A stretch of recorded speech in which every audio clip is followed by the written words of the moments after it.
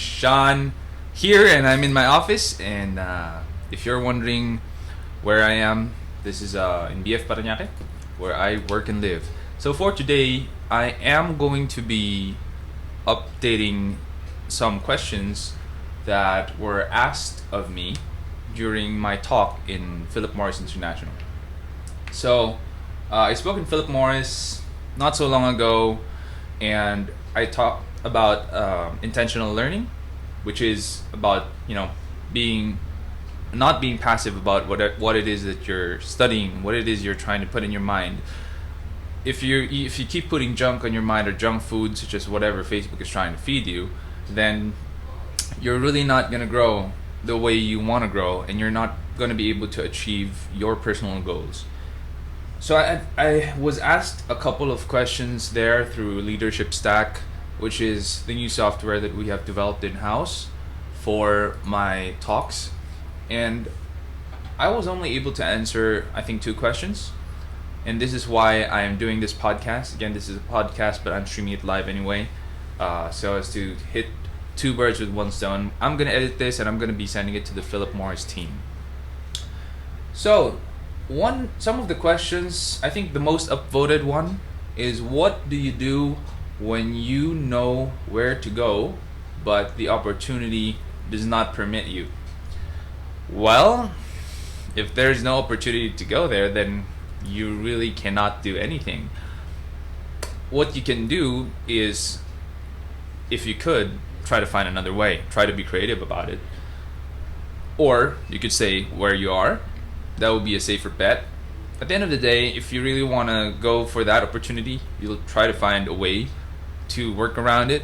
Such as when I finally realized that the IT industry wasn't for me, and I took the riskier route, started SEO Hacker, became an entrepreneur. It was not easy. I had to do a lot of tough stuff. I had to sacrifice a lot of things. I had to sacrifice my time with friends, no movies. I rarely get to do stuff that I want to do because I needed to do some stuff for SEO Hacker. I needed to meet clients, make sure proposals are sent, are done, contracts.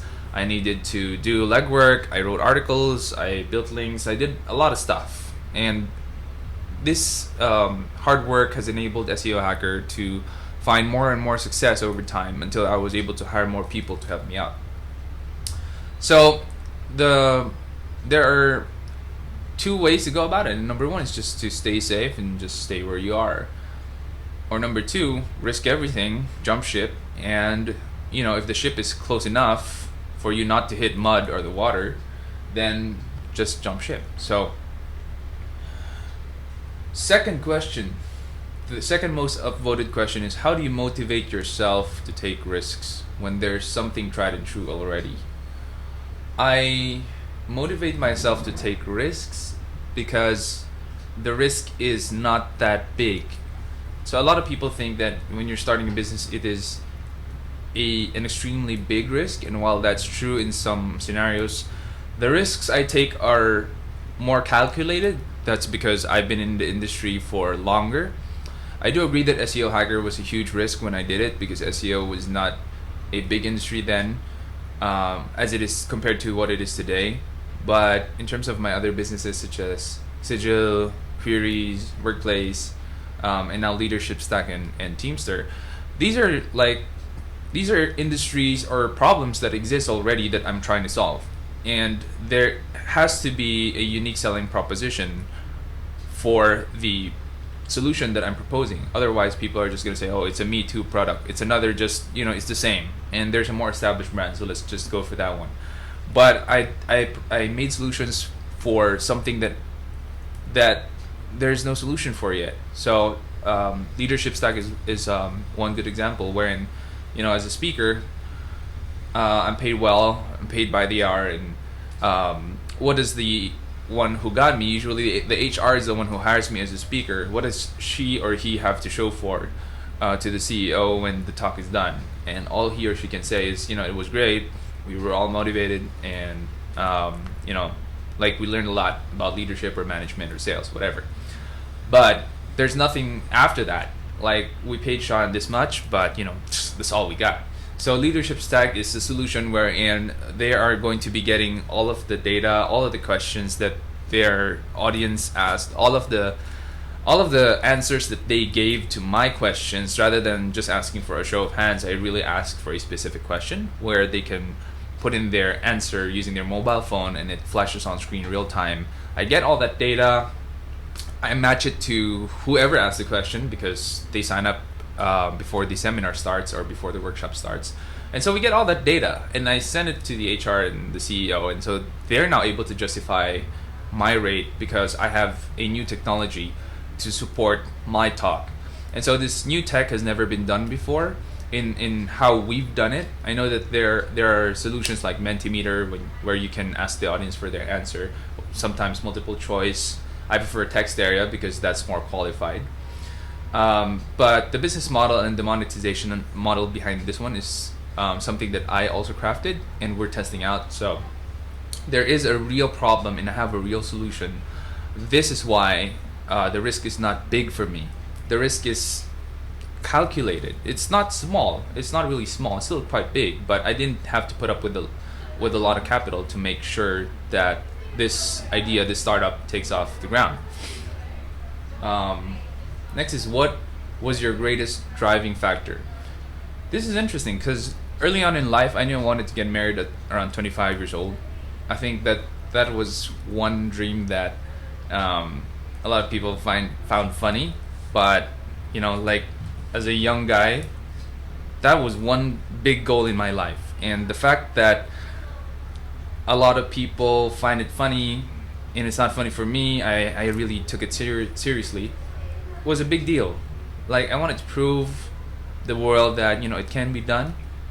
And so I set out to try and make it happen, to be able to get married at 25. I know that I didn't have a girl. I didn't have any girlfriend during that time. My wife now is my first girlfriend, and when I met her, I knew it was her.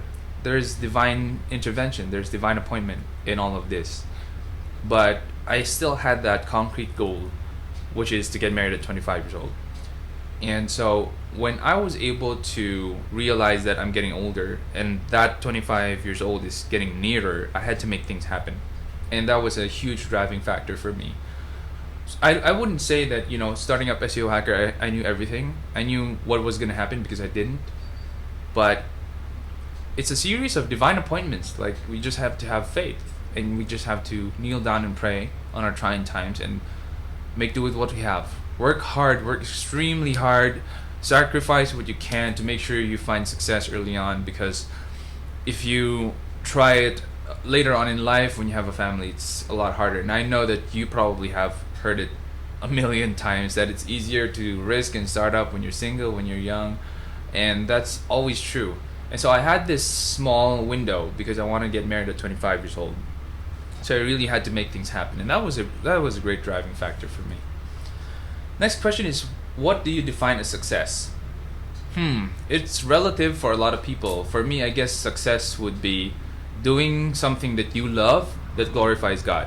So if I'm doing whatever it is that I love today, such as doing business, I love doing business, and it glorifies God, that for me is already successful, right? So of course, there's the notion that whatever I'm doing can provide for me and my family. I don't need to worry about what I'm gonna do when I'm retired, what I'm gonna feed my children growing up, what I'm going to use to support my parents when they're old and gray.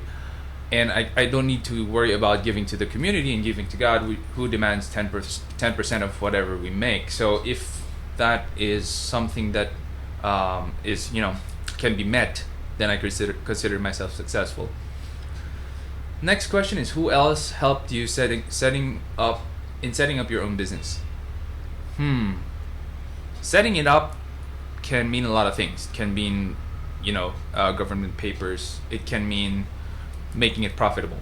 So let's just go for the latter, because government papers, you have the accountants, you have the lawyers, or whatever, right? So a lot of people can help you setting it up in terms of legal speak.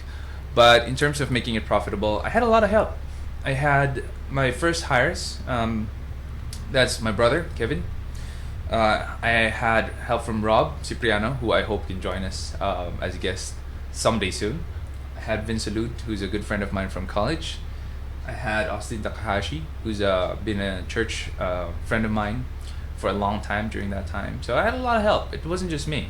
I in the very beginning when I was doing it freelance, it was just me, but then it was not a stable business. I wouldn't be able to say that, oh, you know what, I'm gonna earn this much next month and next month. It wasn't stable because it's freelance work. So getting it set up, you have to pray, you have to work hard, and you have to have people to help you out because you can't do everything. Everyone has 24 hours a day. I don't have an hour more than you do, and we're all limited in what we can do.